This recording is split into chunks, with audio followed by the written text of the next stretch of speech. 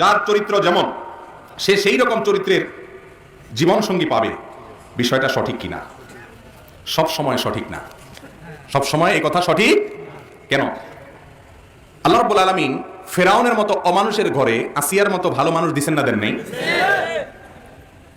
তারপরে লূত আলাইহিস সালামের মতো ভালো মানুষের ঘরে তার অমানুষ স্ত্রীর মতো মহিলা দিছেন না, দেন নাই? তাহলে বোঝা গেল যে সচরাচর আল্লাহ কোরআনে বলেছেন আল আত-তাইয়্যিবাতু লিত-তাইয়্যিবিন ওয়াত-তাইয়্যিবুনা লিত-তাইয়্যিবাত। যদি এই আয়াতের অনেক রকম তাফসীর আছে, এর মধ্যে একটা তাফসীর এটাও যে যারা ভালো পুত পবিত্র তারা জীবন সঙ্গী হিসেবে পবিত্র পায়, কিন্তু এটা সবসময় জরুরি না, এটা ব্যতিক্রমও হয়।